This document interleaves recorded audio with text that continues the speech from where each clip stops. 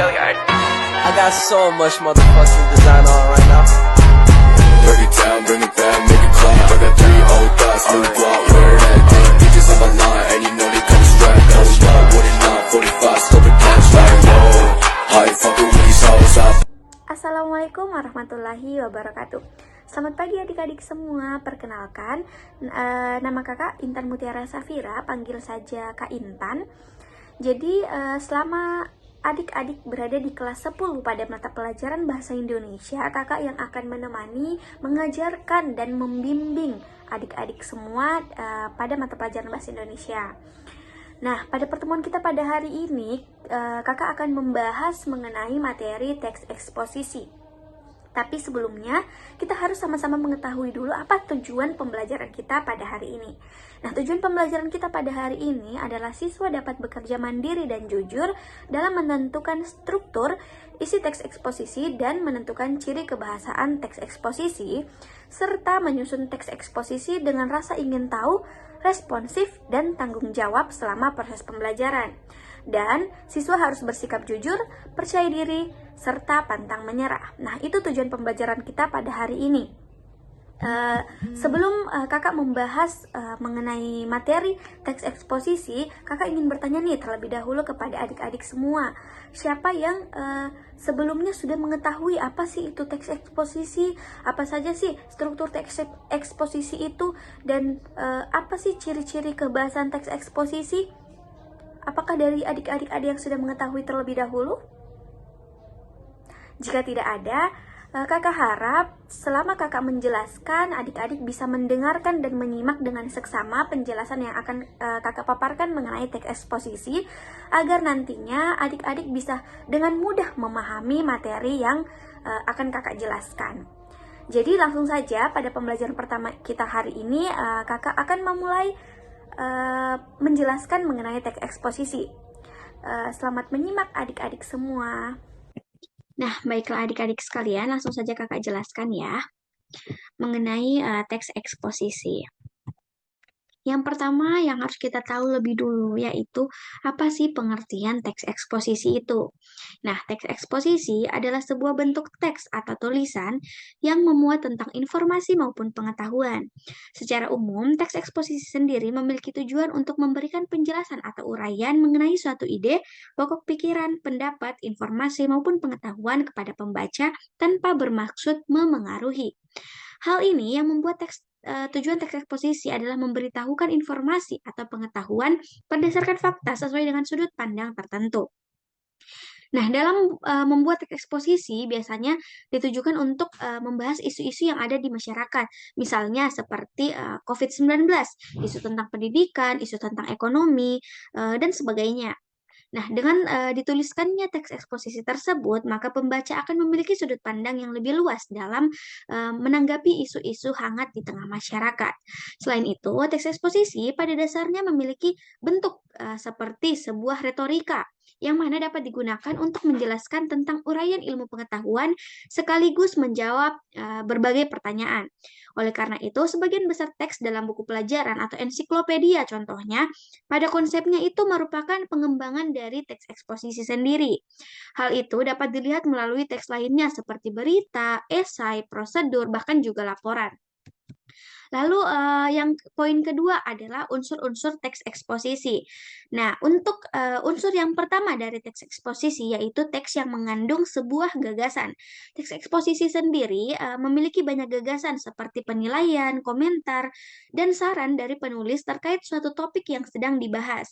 Banyak gagasan dalam teks eksposisi dapat mengajak pembaca untuk ikut menanggapi masalah yang sedang dibahas. Lalu untuk unsur kedua dari teks eksposisi adalah mengandung fakta yang sebenarnya. Sebagai teks non-fiksi, teks eksposisi menyajikan informasi hingga gagasan sesuai fakta yang benar-benar terjadi. Fakta dalam teks eksposisi biasanya berupa informasi, misalnya seperti waktu, tanggal, tempat peristiwa, bahkan juga pernyataan yang dapat dibuktikan kebenarannya. Pada akhirnya, fakta akan semakin membuat gagasan dari penulis menjadi lebih kuat, sehingga dapat menguatkan keyakinan pembaca terhadap gagasan maupun masalah tertentu. Lalu, apa saja sih Kak ciri-ciri teks eksposisi? Nah, teks eksposisi yang pertama, ciri-cirinya itu memberikan informasi atau pengetahuan. Seperti yang sudah Kakak jelaskan sebelumnya, bahwa teks eksposisi itu bukanlah teks fiksi, tetapi berisi tentang teks non-fiksi. Oleh sebab itu, teks eksposisi umumnya akan berisi tentang informasi atau pengetahuan. Informasi yang didapatkan dari teks eksposisi bisa menambahkan wawasan kita sebagai pembaca dan menerapkannya dalam kehidupan sehari-hari. Yang kedua itu menggunakan bahasa yang baku. Dikarenakan termaksud teks non-fiksi dan isinya berupa informasi atau pengetahuan, maka penulisan teks eksposisi menggunakan bahasa yang baku. Dalam hal ini, bahasa baku yang dimaksud itu seperti kata-kata yang sesuai dengan KBBI, kalimat yang sesuai dengan PUEB, dan sebagainya. Yang ketiga adalah berisi tentang sebuah fakta. Teks eksposisi berisi tentang sebuah fakta yang biasanya didukung dengan data-data yang akurat sehingga keasliannya bisa dipertanggungjawabkan. Oleh sebab itu, ketika ingin menulis teks eksposisi yang baik, diperlukan mencari sumber-sumber data yang akurat agar tidak terjadi kesalahan. Yang keempat adalah format penulisannya singkat, jelas, dan padat. Ciri-ciri teks eksposisi ini itu dengan format penulisan seperti itu, maka pembaca akan mudah menerima informasi atau mengetahui yang ada di dalam teks eksposisi. Dan yang kelima adalah bersifat objektif dan tidak memihak. Jadi, bagi seorang penulis, teks eksposisi harus bisa memastikan kalau setiap penulis teks eksposisi itu berdasarkan fakta. Lalu struktur teks eksposisi. Nah, struktur teks eksposisi itu ada 3. Yang pertama yaitu tesis. Bagian ini adalah bagian pertama sekaligus pembuka dari teks eksposisi. Tesis sendiri dapat dipahami sebagai bagian yang memiliki fungsi untuk menyajikan pengenalan isu, masalah, gagasan utama, hingga pandangan penulis secara umum terkait topik atau masalah yang dibahas. Tesis juga bisa disebut sebagai pernyataan pendapat. Nah, sebelum memulai penulisan teks eksposisi, penulis harus menentukan tujuan dari teks eksposisi terlebih dahulu. Yang kedua adalah rangkaian argumen. Bagian kedua dari struktur teks eksposisi adalah rangkaian argumen. Setelah tesis mengenalkan suatu isu atau masalah yang sedang hangat diperbincangkan oleh banyak orang, teks eksposisi akan dilanjut dengan rangkaian argumen. Rangkaian argumen dapat dipahami sebagai pendapat berupa alasan yang logis, informasi sesuai hasil temuan, fakta yang terjadi, hingga pernyataan para ahli. Jadi, tak heran apabila di bagian ini kamu adik-adik banyak menemukan pendapat sebagai penjelasan atau tesis yang dijelaskan sebelumnya. Lalu untuk struktur yang terakhir yaitu penegasan ulang. Nah, pada bagian terakhir dari struktur teks eksposisi itu adalah penegasan ulang. Nah, setelah penulis menyampaikan isu atau masalah dan sudah didukung oleh berbagai alasan atau pendapat yang sesuai fakta, berikutnya akan disajikan penutup atau semacam simpulan. Tujuan penegasan ulang sendiri adalah untuk memberikan penegasan terhadap pendapat awal sekaligus menyajikan simpulan dan saran terhadap keseluruhan masalah yang dibahas. Lalu mengenai kaidah kebahasaan teks eksposisi. Yang pertama itu ada kata-kata teknis. Nah, teks eksposisi banyak memakai kata-kata teknis atau peristilahan terkait suatu topik atau masalah yang dibahas. Misalnya seperti sektor kehutanan, penebangan liar, hutan lindung, kehutanan masyarakat, ekowisata, dan lain sebagainya. Yang kedua adalah kata-kata yang berkaitan dengan argumentasi. Misalnya seperti karena, sebab, akibatnya, dengan demikian, oleh karena itu. Yang ketiga adalah kata-kata yang berhubungan dengan kronologis. Misalnya, misalnya itu contoh, akhirnya, namun, sebelum itu, kemudian, sebaliknya, berbeda halnya, dan masih banyak lagi. Yang keempat, kata-kata mental. Misalnya seperti menyimpulkan, memperkirakan, mengharapkan, memprihatinkan, mengagumkan, menyedihkan, menduga, mengasumsikan, menjelaskan, dan lain sebagainya. Lalu kata-kata rujukan, misalnya itu berdasarkan data bla bla bla bla begitu, atau merujuk pada pendapat si A, dan masih banyak lagi. Lalu kata-kata persuasif, misalnya sebaiknya, diharapkan, perlu, hendaknya, harus. Lalu kata-kata denotatif, contohnya itu denotatif sendiri ini tuh bisa dipahami sebagai kata yang memiliki makna sebenarnya. Kata denotatif itu adalah kata yang belum mengalami perubahan maupun penambahan makna. Itu lebih jelasnya ya. Lalu untuk tujuan teks eksposisi itu apa sih, Kak? Nah, tujuan teks eksposisi itu adalah untuk menyampaikan informasi kepada pembaca melalui sudut pandang tertentu. Dengan tujuan teks eksposisi tersebut, maka pembaca akan mudah memahami makna serta pengetahuan yang terkandung di dalam teks tersebut. Lalu jenis-jenis teks eksposisi itu apa sih? Nah, jenis teks eksposisi itu terbagi 6, yaitu yang pertama eksposisi definisi. Teks eksposisi definisi merupakan teks eksposisi yang bertujuan untuk mengungkapkan pengertian atau definisi dari suatu topik. Yang kedua, eksposisi proses. Teks eksposisi proses sebenarnya adalah teks yang memuat beberapa tahap atau cara untuk menghasilkan sesuatu dari awal hingga akhir. Lalu eksposisi ilustrasi. Eksposisi ilustrasi itu adalah teks eksposisi yang bertujuan untuk memberikan gagasan atau gambaran secara sederhana antara suatu topik dengan topik yang lain. Teks jenis ini tuh biasanya menjelaskan kesamaan atau kemiripan sifat dari suatu topik yang dibahas. Berikutnya adalah eksposisi pertentangan. Teks eksposisi pertentangan bisa juga dipahami sebagai teks yang memuat beberapa hal pertentangan dari hal yang satu dengan hal lainnya. Lalu eksposisi laporan. Teks eksposisi laporan itu merupakan teks eksposisi yang memiliki tujuan untuk menyajikan teks suatu laporan dari sebuah peristiwa atau objek tertentu. Yang berikutnya adalah eksposisi perbandingan.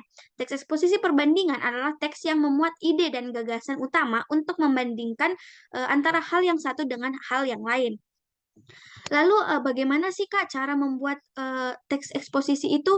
Nah, langkah pertama itu adalah menentukan tema. Jadi, adik-adik perlu menentukan tema ketika ingin membuat teks eksposisi. Dengan adanya teman, maka arah tulisan akan menjadi lebih jelas sehingga tulisan pesan dari teks eksposisi bisa dibaca dan disimak dengan baik oleh pembaca. Yang kedua itu kumpulkan sumber untuk bahan tulisan. Jadi, akan lebih bagus apabila kalau dalam menulis teks eksposisi itu diberikan sumber berupa data terbaru pada suatu peristiwa. Misalnya seperti virus COVID-19. Nah, dengan adanya sumber, maka tulisan eksposisi akan membuat pembaca mengetahui lebih banyak tentang sebuah informasi. Yang ketiga adalah buat kerangka tulisan. Dengan kerangka tulisan, maka adik-adik akan mengetahui hal-hal apa saja yang perlu ditulis di dalam teks eksposisi tersebut. Lalu langkah terakhir adalah kembangkan kerangka tulisan. Selain kerangka tulisan yang dibuat itu kemudian dikembangkan lagi agar tulisan teks eksposisi memiliki banyak informasi. Selain itu, dengan mengembangkannya, teks eksposisi menjadi lebih terstruktur sehingga ketika membacanya itu tidak membingungkan seperti itu. Lalu kakak akan memberikan contoh teks eksposisi beserta strukturnya agar adik-adik bisa lebih jelas untuk memahaminya. Nah, untuk teks eksposisi ini kakak memberikan contoh dengan judul menjaga kebersihan lingkungan sekolah. Pada paragraf pertama ini dinyatakan dia itu memiliki struktur yaitu tesis. Kakak mau minta tolong kepada satu orang untuk membacakan paragraf pertama pada teks eksposisi menjaga kebersihan lingkungan sekolah ini dalam struktur tesis. Kakak mau yang pertama yang di depan itu perempuan yang pakai kerudung atas nama siapa? Oh, namanya Eki. Nah, Eki, boleh kakak minta tolong untuk membacakan paragraf pertama pada bagian struktur tesis ini? Baik. Oke, terima kasih Eki.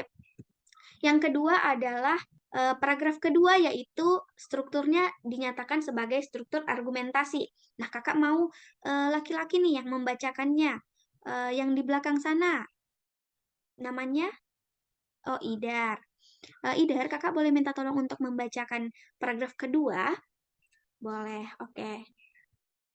Baik, terima kasih Idar.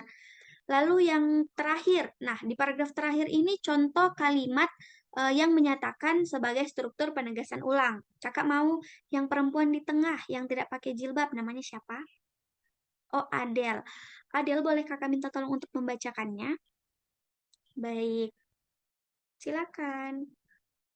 Oke, terima kasih Adel. Nah, terima kasih untuk ketiga adik-adik yang sudah membantu kakak untuk menjelaskan atau membacakan materi contoh dari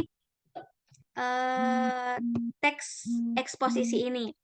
Lalu untuk mengetahui apakah adik-adik telah mendengarkan dengan seksama penjelasan yang kakak berikan, jadi kakak akan memberikan tugas kelompok. Karena kelas ini terdiri dari 32 orang ya, jadi kakak akan bagi menjadi 8 kelompok. Jadi satu kelompok itu terdiri dari 4 orang ya. Nah, pembagiannya itu sesuai nomor urut absen. Jadi kelompok 1 itu absen 1 sampai 4, dan begitu pun seterusnya sampai absen ke 32. Apa sih Kak tugas kelompoknya? Nih, tugas kelompoknya itu kalian adik-adik sekalian akan membuat teks eksposisi sesuai dengan struktur yang sudah Kakak jelaskan. Jadi di sini ada 7 topik atau 7 gagasan, 7 topik yang sudah Kakak sediakan. Jadi adik-adik bisa memilih ke-7 topik tersebut, memilih salah satu dari topiknya, atau adik-adik juga bisa mencari ide atau topik yang lainnya. Nah, topik yang pertama itu sampah pasar bermanfaat bagi pupuk tanaman. Yang kedua, sampah yang dibuang ke sungai akan menyumbat aliran air sungai. Yang ketiga, pentingnya pendidikan tentang pelestarian lingkungan hidup. Yang keempat, penyebab utama kerusakan alam adalah perilaku manusia. Kelima, pentingnya pendirian koperasi sekolah. Yang keenam, perubahan perilaku masyarakat akibat pandemi COVID-19. Dan yang ketujuh, pendidikan jarak jauh atau BDR di masa pandemi. Jadi bagaimana langkah pengerjaannya?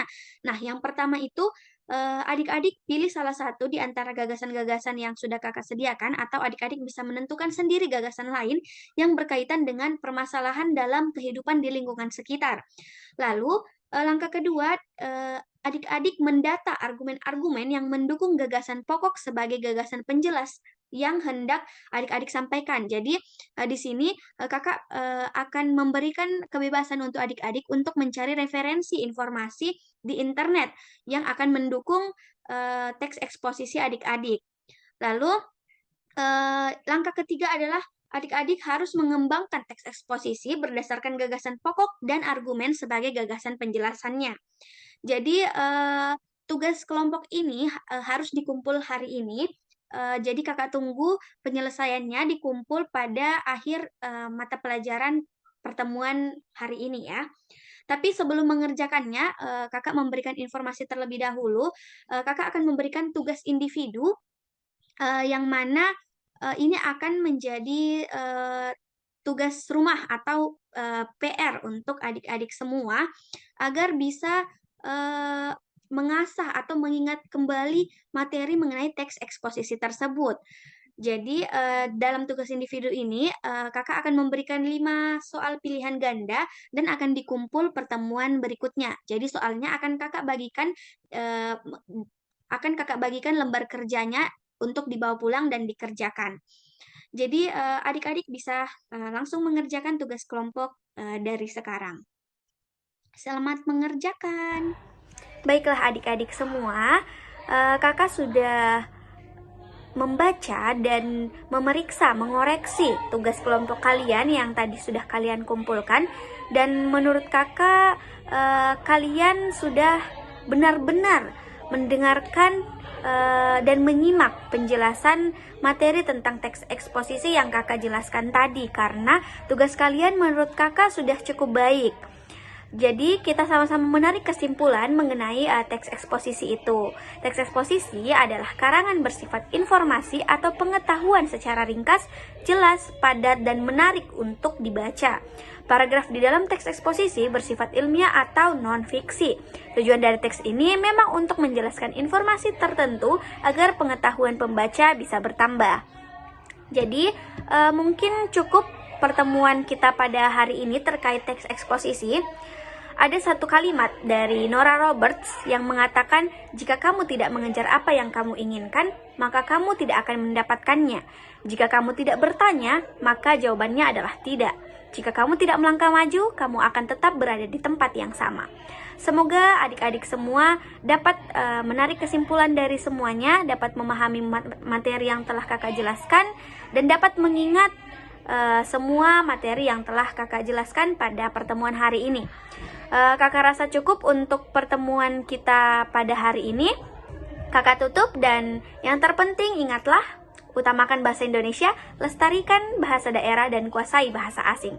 Akhir kata kakak ucapkan, wabillahi taufiq wal hidayah. Wassalamualaikum warahmatullahi wabarakatuh.